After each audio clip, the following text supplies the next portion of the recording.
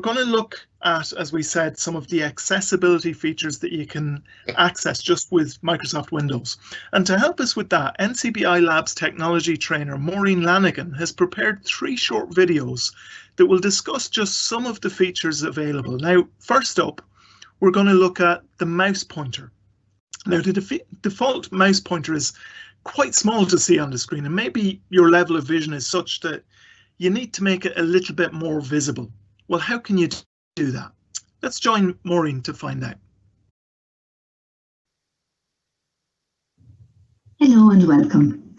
This is Maureen Lanigan here, and I'm going to show you how you can change the size and colour of the mouse pointer on your computer monitor or laptop screen in Windows 10 to make it easier to see.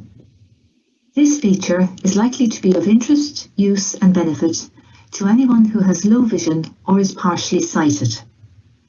Before I do that though, I'd also like to mention that Windows 10 has a wide range of accessibility options, and these options are all to be found in the Ease of Access category under Settings.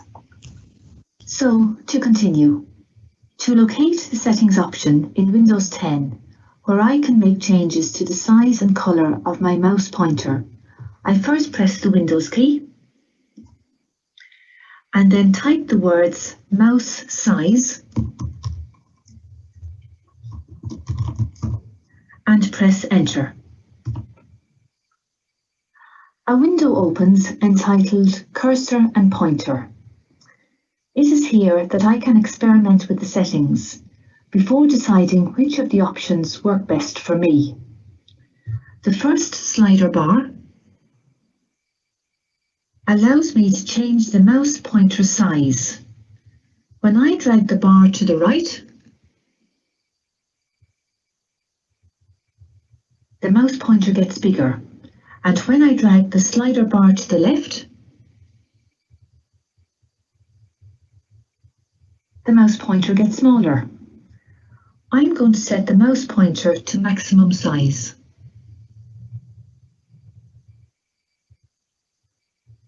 Underneath that, I have the option to change the pointer colour, 4 square boxes. And when I click on each box, the size has changed, but also the colour will now change. The first box gives me a white pointer with a black outline. The second box gives me the opposite, a black pointer with a white outline. The third box gives me a black pointer but is somewhat transparent, so that the text underneath the mouse pointer comes through. And the last box gives me 7 colour choices. These are lime, yellow, gold, pink, turquoise, green and purple. I'm going to choose the gold option.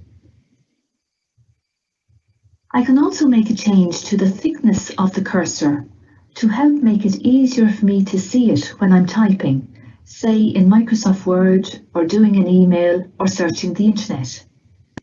Again, this is a slider bar, and when I drag it to the right, it will increase the thickness of the cursor. This time I'm going to set it midway, as my preference is for a mid-range cursor, neither very thin nor too thick.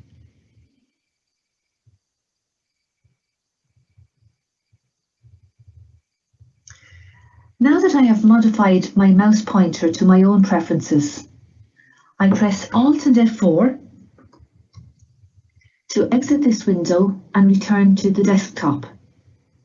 And there is my gold mouse in my preferred size. I hope that this has been of interest to you, and thank you for listening. So thanks very much to Maureen Lanigan there for taking us through that. So Maureen joins us now, and thanks for covering that, Maureen, and thanks for being available to come onto the event. You're very welcome. So Maureen, we just had 1 or 2 quick questions. If you'd like to unmute yourself there, very good. So we just had 1 or 2 quick questions for you in relation to the mouse change. Maureen, who would use this particularly? Who would want to make this mouse change, or what circumstances might mean that somebody would want to kind of just alter the appearance of their mouse? That's a very interesting question, Jude, and thank you now for being here now today. It's lovely to be with the rest of the panel. There's many circumstances, many instances where somebody might wish to change the mouse pointer. The mouse pointer, for example, goes in size from number 1 up to number 15. So if somebody has a computer or a laptop and they take it out, as we say, take it out of the box and turn it on, and they find that the mouse pointer size is set for number 1 or number 2, that's going to be really very, very small and certainly not comfortable to work with or to do any productive work with at all. So really the flexibility is there for changing it up to the maximum size of 15. So really it's the whole idea is to be comfortable with working at the computer, working at the laptop, and just having the system set as you really want it to be, as you would personally prefer it to be. So personal preference plays a big part in all this. I might say I like it to be set for 15, you might say you'd like it set for 8. The beauty about the ease of access feature is that it can be done so by just using the slider, as we saw there in the video. Oh, very good, very easy. So would that be actually something that somebody can just set up on their own straight away? If they've got their computer set up, they can just change that quite easily. Would they need any help setting that up? Well, I suppose it comes down to each person really. First of all, how comfortable that they are in going into the settings of a computer. Some people will be quite happy and confident, and other people might be a little bit hesitant, and there could be a number of people in between both that would like somebody to be with them side by side as they go about it in case something happens and they can't get it back to how they like it to be. In general, it is one of the easier options for setting up on the system, because as we saw there, when you just type the word mouse size and press enter, the options come up and the slider bar is there. The one thing I will say though is that the text on the screen to me is a little bit on the small side, and that might pose a little bit of a difficulty. The actual setting of the mouse size, pointer size itself, is not terribly difficult. It's more maybe the print of the screen might cause more of a problem than that, but the slider bar is very easy to use. Very good. Okay, so that's one of the features that we're looking at, and that's actually a really useful little thing. It's sort of small and simple, but actually really useful as well. But if you need more than just the mouse pointer magnified, well, there's a feature for that in Windows as well, Windows Magnifier, and this is the subject of our second video that Maureen's prepared for us.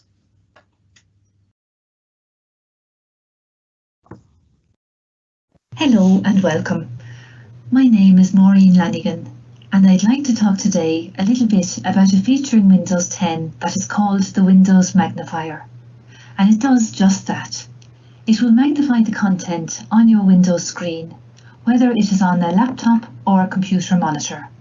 This feature may be of interest and benefit to someone who has low vision or is partially sighted, or who just finds that what is on the computer screen is a bit too small for comfort, and I think that you'll find it very easy to use.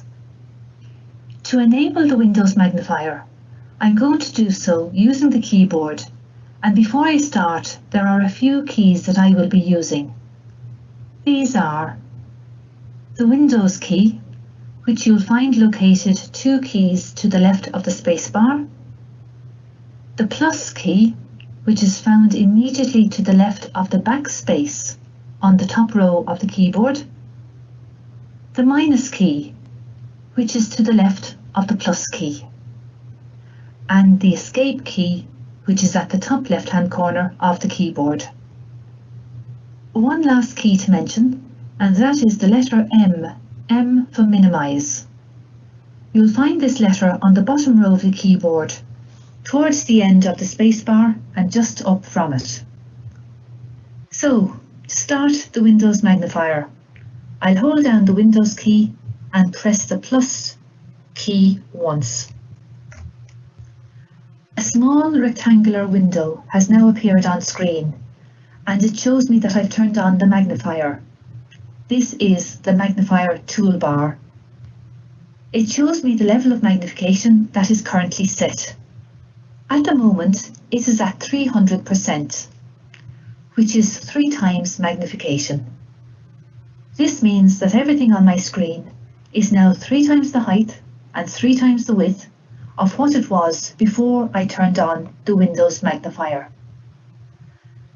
As this toolbar is partially blocking what is on the screen, I'm going to hold down the Windows key and press the letter M once to minimize it down to the taskbar at the bottom of the screen. And there it is, gone. The size of everything on the screen has now been increased, all of the icons and the mouse pointer, as can be seen as I move the mouse around.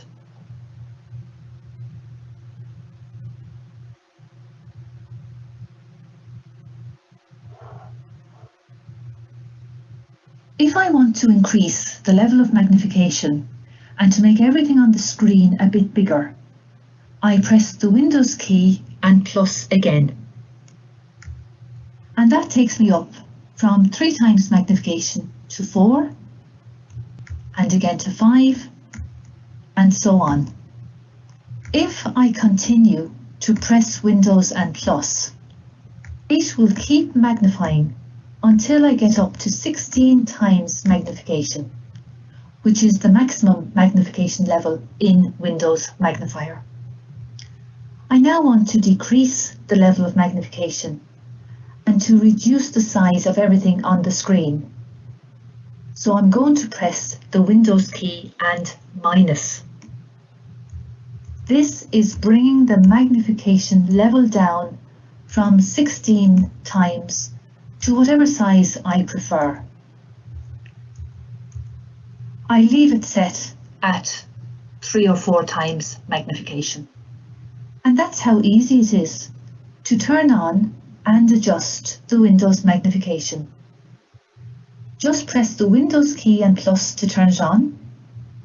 Press Windows key and plus to increase the level of magnification, and Windows key and minus to reduce magnification. With the Windows magnifier turned on and the magnification level set, it will work with whatever program I want to use, be it the internet or email or Microsoft Word or whatever, until I decide to turn the Windows magnifier off. When I've finished using the Windows magnifier and I want to close or escape from it, I'm going to press the Windows key and the escape key. And that exits the program and returns my screen to how it was before I turned on the Windows magnifier. That has been just a brief overview of some of the features in Windows Magnifier. I hope you found the Windows Magnifier to be of interest and perhaps to be of some benefit. Thank you for listening. Very good. So that was Windows Magnifier. Just a reminder, if anybody has any questions about any of these features as we're going through them, please do use the question panel to the right or just email us at labs@ncbi.ie. Maureen, that's a brilliantly easy piece of software there. It's very straightforward to use. It seems to be quite effective. Do most people who use that end up needing to change over to more advanced software, or can they manage with Windows Magnifier? Well, I think when it comes to using any of the ease of access features in Windows 10, it really does come down to personal preference. As you say there, Jude, a lot of people do find that Windows Magnifier in its current version in Windows 10 is quite sufficient to meet needs, and I have to say it really is a very nice little program to work with because it's so smooth to turn on, to adjust and to come out of it.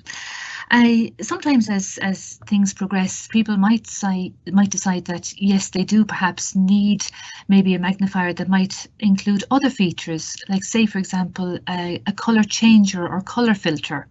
Colour changer, colour filters would be say turning on magnifier and maybe changing it to black black and yellow so that I'd have a high contrast as well as magnifier, or some other similar combination.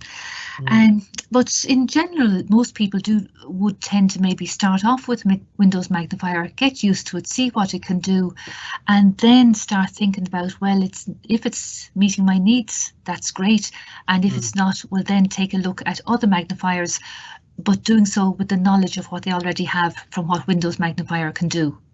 Very good. And would there be any other factors you mentioned there, like the change of contrast and things like that, or the change of colors as well? Would there be any other factors that might kind of indicate to somebody, well, now is the time to maybe start thinking about another piece of software? This isn't quite doing what I want it to do. Well, I suppose that there's always different elements, and it always does come down to the personal circumstances and choices which determine the use of any particular program. Like, say there are features in maybe other magnification programs where we could do a split screen, so that maybe if there are two people, say, working together, the screen could be divided in half so that left side is magnified and right side is not, so that both people can work with the screen according to their own preference. Little features like that could well be of benefit to somebody, completely dependent on what they're using the computer for and the duration they're using it for and that. Yeah, very good. So it's powerful for what it does, but obviously the kind of feature set in it isn't particularly advanced, but it's quite simple to use if that's what somebody needs. That certainly is, yeah. That's true. Yeah, that's true. That's really good. Thanks for taking us through that, Maureen. And again, just a reminder, do send in your questions if you have any. So we're going to look at the third one of the three videos that we're thinking about in relation to Windows accessibility this time. And if you're somebody who maybe needs a screen reader and you're thinking about those, maybe changing the mouse pointer and the Windows magnifier isn't going to suit your needs, well, can Narrator do the job for you? Well, let's have a look at Narrator from this video with Maureen Lanigan again. Hello and welcome. A Narrator program may be of interest and benefit to anyone who has very low or no vision. As Narrator is a screen reading program, that is, it will read out what is on the computer or the laptop screen. To start Narrator, I'm going to hold down the Windows key, then press Control and Enter just once. Windows, Control and Enter. Narrator dialog. OK. Button, Alt and O. Heads up. Narrator keyboard changes. We've updated the Narrator keyboard layout so it more closely matches the experience you may have had with other screen readers. If you want Narrator to tell you what commands are associated with the keys you're pressing, you can turn on Input Learning by pressing Caps Lock +1. To turn it off, press Caps Lock +1 twice. To learn more, press Ctrl and Windows logo key and N to open your Narrator settings and access the online user guide. As you will have heard, the opening screen of the Narrator program opens up and the content or text that's on the screen is read aloud. To continue with the program, I just press Enter. Narrator heading level 1. Welcome to Narrator. This is Narrator Home, where you can get help, access your settings, and learn about new features. Narrator is a screen reader that describes aloud what's on your screen, so you can use that information to navigate your device. To start or stop Narrator, press the Windows logo key and Control and Enter. Explore the sections below to get started. Quick Start, button, Alt, Q. Now I'm in a Welcome to Narrator screen.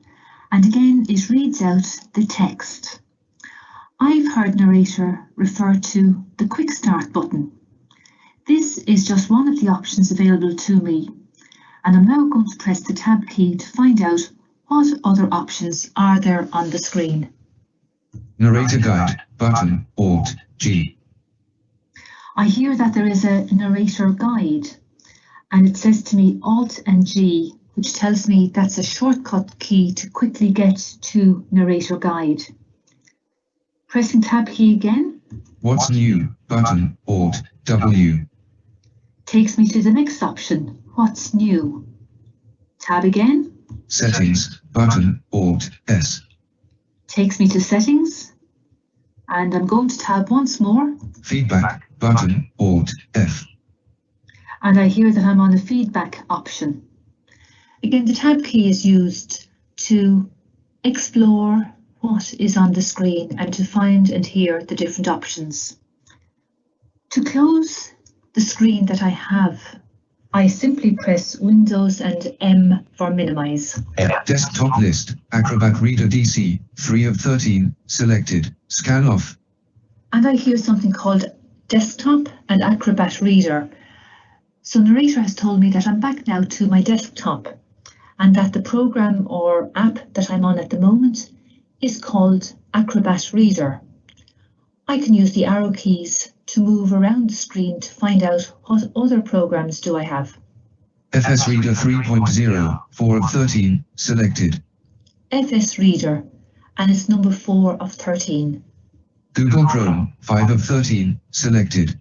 Google Chrome, 5 of 13. JAWS 2020, 6 of 13, selected. TeamViewer Host, 7 of 13, selected. So all I'm doing each time is pressing the arrow key either up, down, left or right, and that moves me to a particular icon. Now if I know that there's something on the screen that I want to locate and I know the name of it, say for example the recycle bin, because that begins with the letter R, I'm just going to press the letter R once. Recycle bin, 1 of 13, selected. And that automatically takes me to it on the screen. If I want to find Google Chrome to go onto the internet, I'm just going to press G for Google. Google Chrome, 5 of 13, selected. And at any point, if I wanted that particular program to open up, I'll just press Enter. But at this stage, what I want to do is I want to go into Microsoft Word and type up a short piece of text. So I didn't hear Microsoft Word at any point, so I need to use my Windows key to search for it. So I'll press Windows key just once. Start window, Cortana, search box, edit. And it calls out the last thing that I searched for, which was a program called Cortana. Now if I type in the letter W, W, O, O, R, E, Word, and then press Enter. pane. No item, Word window, new, blank document, 1 of 7, selected, Alt, F, H, Y2. It takes me into my Word document. I hear that my first option is a blank document, which is what I want, and I press Enter. Document 1, editing. And as soon as I hear editing, I know that I'm on a blank screen and I'm ready to type. So I'm going to type a short piece of text, and Narrator should echo back to me what I'm doing. Cap H, E, L, L, O, comma, hello, space, H, O, W, space, H, A, R, E, space, R, Y, O, U, space, U, T, O, E, A, Y. Question mark, today. So each letter I typed, Narrator told me what I was typing, and as soon as I tapped the space bar, I heard the word that I had typed. Now the next thing I want to do is I want to save that document. So I'm going to press Control and the letter S for save. S. Save this file window, file name, edit box, hello. And it's automatically picking up the first word that I've typed. So I'm going to call it hi. So I'll type in those letters, H, I. and press Enter. Word window, document 1, editing, hi, editing. And my document has now been saved under the name Hi. I'm finished typing in Microsoft Word. I'm going to press Alt and F4 to exit from my document and my program. Desktop list, Google Chrome, 5 of 13. And Narrator tells me that I'm back at my desktop. So I know that I'm out of my document, I'm out of Microsoft Word, and I am back to Google Chrome, my desktop. 5 of 13, selected. It is also confirmed the app that I'm particularly on at this moment, which is the Google Chrome. So at this point, that's all that I'm going to do with Narrator. It is the same keystroke to exit the program as it was to start the program. So I'm going to press Windows, Control and Enter. Exiting narrator. And I hear that I'm exiting narrator and my screen reader has now been turned off. Narrator works with a number of programs: email, the internet, word processing, and it's a very easy and comfortable program to work with. Thank you for listening. So thanks again for that video, Maureen. Appreciate the preparation that's gone into that. Really clear to see what Narrator can offer as well. But Maureen, can I ask you, do many people know about Narrator? Do you hear of many people actually using Narrator? Well, in general, Jude, I hear very little about Narrator itself at all. We oftentimes hear more about magnifier and things like that, or changing the mouse pointer, but we tend not to hear so much about Narrator. It tends to be one of these little hidden nuggets that's part of the Windows 10 setup. So going on my experience, I'd say that people may be aware of it, but not to any great extent.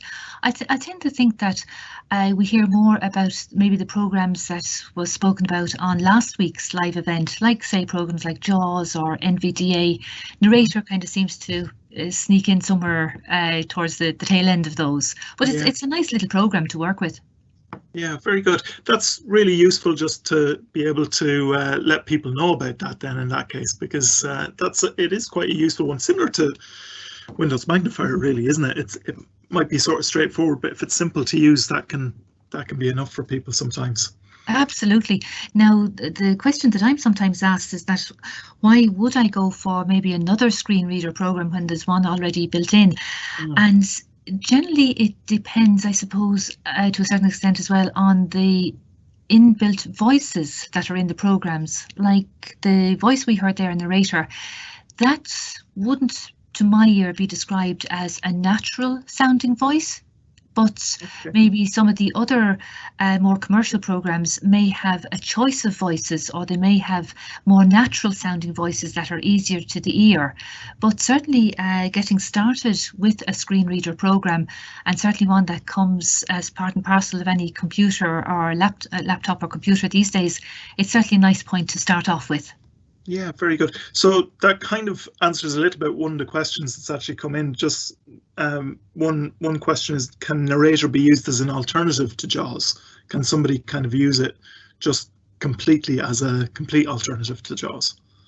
Well, it is a screen reader program, and with any program, I would always say, try it, test it out, see what you want to use it with and for, and see what you personally think, does it work for you as the individual? Because certainly there are a set of keystrokes to be learned with it. They don't equate to any of the JAWS keystrokes, so they are different in that regard. But certainly it will be something to try out, see what you think, and if it works, well, as they say, happy days.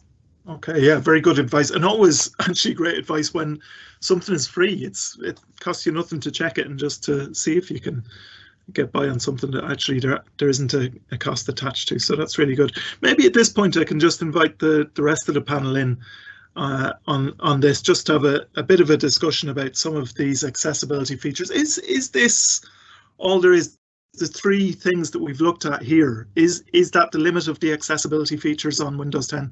Okay, if I could maybe jump in there, Jude, and just answer. Those features that we've just taken a look at now, the Windows mouse pointer, the magnifier, the narrator, as you mentioned earlier, they're all part of Windows 10 accessibility, and Windows 10 accessibility is generally held under the category of ease of access. And ease of access falls into three distinct categories. You have vision, you have hearing, and you have interaction.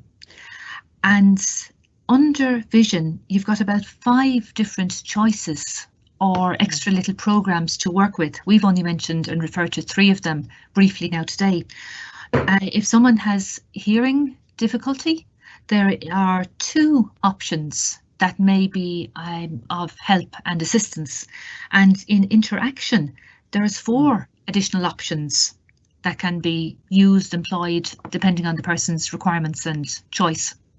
Okay, so So there's a wide range under ease of access in general. Yeah, very good. Okay, so there's a number of different things there. That's useful. So with quite a few different accessibility features, if we're thinking for a moment for somebody with a vision impairment, would it be enough, these accessibility features, to be able to manage pretty much doing anything on your computer? There's a high contrast setting which has the objective of making text and apps easier to see by using more distinct colors, Jude. And I've employed this function for a few service users around, and they have definitely reported back that it's a fantastic feature.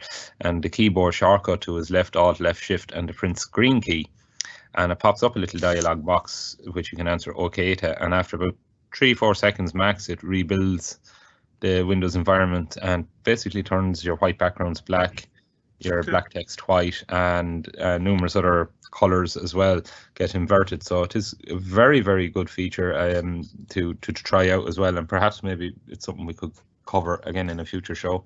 Yeah, absolutely. That sounds great. Another observation, Jude, is that Windows accessibility has come on hugely since Windows 10 came out, and where, like in my experience down here in Cork and Kerry, where 10 years ago, we'll say, you would have seen in all of the colleges and in all of the schools, you'd have seen programs like ZoomText, for example, being used widely. Whereas now, for example, in UCC, I don't think there is a copy of ZoomText even on the campus at this stage. It's all dependent on the Windows accessibility, the Windows magnifier, the high contrast, as Daniel just alluded to. So again, it has come on leaps and bounds in the past kind of 4 or 5 years, Windows accessibility, and that's been reflected on the ground in its usage, I think. Interesting. Definitely, yeah. Yeah, very good. There's probably another feature that's worth mentioning as well. If I could just make a comment as well on Narrator. What I have found Narrator to be really useful in the past was, if, for example, as an IT worker, as an IT worker, if I wanted to work remotely with another PC, I mean, I really was dependent on maybe somehow getting JAWS or getting NVDA on the client computer, we'll say. Whereas recently, since Narrator has come on and since Narrator has been improved, it is very straightforward. Now, for example, go to TeamViewer, and when you have control of the client computer, to just press that Windows shortcut, the control Windows, and enter, launch Narrator on the other computer, and you can get by. You can achieve the fixes that you need to achieve using Narrator. Whereas up to the past number of years, maybe that wouldn't have been a possibility. Yeah, excellent.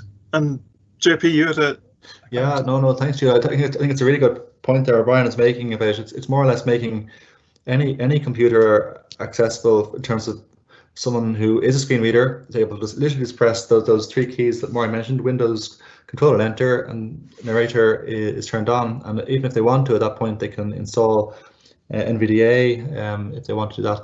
But yeah, my other point, was just to make reference to some of the other features that could be useful to other people in the ease of access center, including, say, the nightlight settings, which I know a lot of people use. So as we know, the screens emit a blue light, which are supposedly could keep you up at night. So the nightlight settings could be used because it displays warmer colors, which in theory are supposed to help you sleep. So I know several people are using this feature to I suppose give their screen more of a warmer kind of look to it. But I suppose as a general point, I think it's great that we're covering these features like Narrator, magnifier, and the cursor, mouse pointer, and cursor enhancements, because I suppose it's taking a step back. It's showing that I suppose people can try out these features before going and purchasing any assistive software. So, general advice would be to try out Narrator, try out using the built-in magnifier. If they work for you, great. But if not, there's always the alternatives that we know of too. Yeah, can I just add a point there as well? Yeah, when we're talking about Narrator, and one thing that I have to applaud Microsoft for doing is on the newer machines with Windows 10 now, particularly in the last 2 editions that they have come out with, when you actually take the laptop out of the box or the PC out of the box for the first time, turn it on, Narrator is on. It's talking to you, in the setup, asking you what way do you want to set your windows up. So that is a brilliant feature, and Microsoft must be commended for adding that to their latest release of Windows.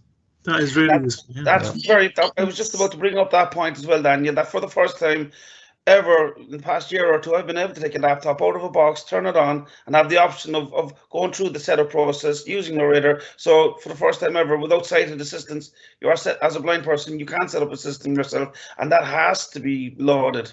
Yeah, definitely. It gives the independence back to the end user. It's totally from the get-go that you have that independence to take it out of the box and go yourself. Yeah. And just to follow on from what Brian was saying there about the way that Microsoft has developed the accessibility features over the years, even the way of getting to the ease of access options is now so smooth. It's just a question of press the Windows key, you're automatically in the search box, type in the 3 words ease of access and press enter, and all your choices are presented to you there on the screen. It's no longer an obscure way of how do I find what I'm looking for. Type in what you're looking for, it'll come up on the screen. Yeah. That really makes a difference to people, I think. If you're able to get into it very easily, then the rest of it is kind of, you can work out your preferences. The broader question, I suppose, and it is a broader question than just Windows accessibility features, but it kind of applies to this as well, is can you do with these accessibility features, can you do what somebody who is fully sighted can do on a computer? Can you do everything? That is a good question.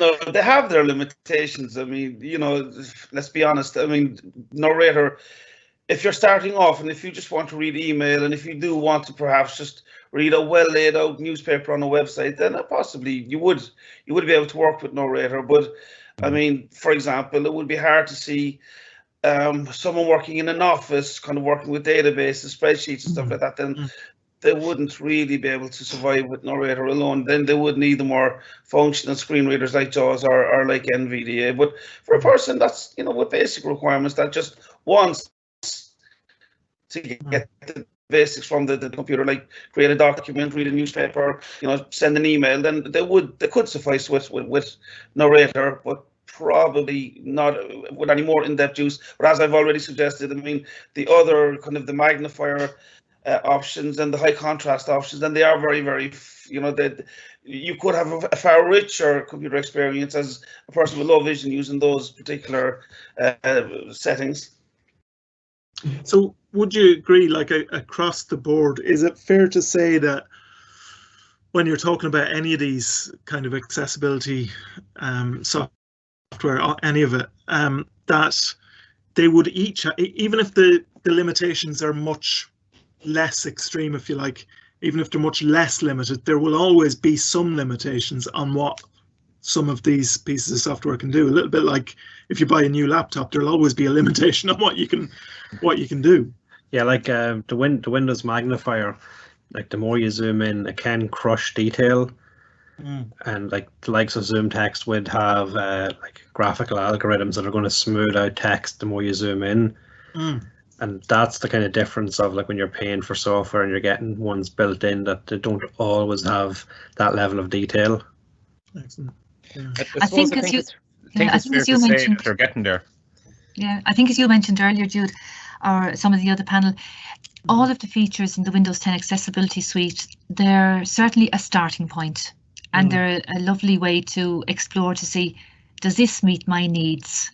And if it does, well, then I'm sorted. And if not, well, then it gives maybe each person a more informed approach to, well, what do I want in another program, rather than going out and spending the money on a commercial program and then finding, well, look, maybe I had it all the time on the computer. Yeah, very good. And Daniel, you had a thought there. I think, they have mentioned it there, the guys, it is coming on with each release of Windows. They seem to have worked on and improved each of these.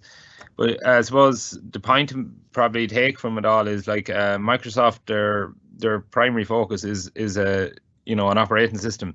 And the accessibility features, while they are important and they are an integral part to it, it's not their total area of focus. So they are going to probably miss out on the little bits and bobs that the more established companies who are totally focused on this area are really going to, bring the cream to the top, so to speak, in that application.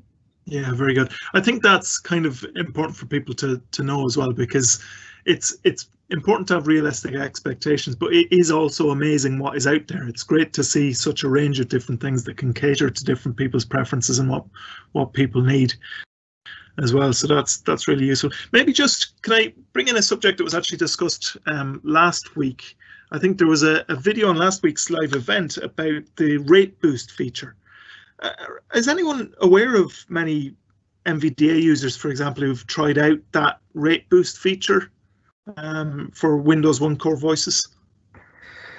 No, not as yet. Like I said last week, people have mentioned that they found the clarity of the Windows One Core Voices, but the speed couldn't be increased because whatever way that worked. So NVIDIA released the boost feature to allow people to greatly increase those One Core Voice speeds, but I haven't had feedback if anyone has actually tried it yet. Okay. It could be potentially very valuable though, because in my experience, and I'm sure that Maureen and the other IT trainers here will relate to this, that in my experience, the younger the service user, the faster they want the screen reader reading. And I mean, like, you go to a school with a 12-year-old child, and like, I'd have to slow JAWS down, or I'd have to slow NVDA down to understand it. It's reading so quickly. And then perhaps maybe you could be with an older person, and they want to slow the speed way down so that they can understand it. I mean, I've been in situations where people are reading Kindle books in 2 hours. They're going at such a rate. So I think that rate booster is usually has great potential, actually. Yeah, very good. That's handy to know. So people mightn't be using it too much yet, but they'll find it's good once they start using it, or at least some people prefer it that way. Very good. So thanks very much for your comments there. Appreciate the input there for each of those, and it gives us a bit of a balanced overview of what is available, both out of the box and as we compare it to previous weeks, the different software that we've looked at in previous weeks as well. So just a reminder that if you want any support in any of the technologies that we cover in any of our live events, please do contact the labs team here at labs@ncbi.ie or by phone on 1850 92 30 60. That's 1850 92 30 60, and we're always happy to help in relation to providing support for any of the technologies that we cover here.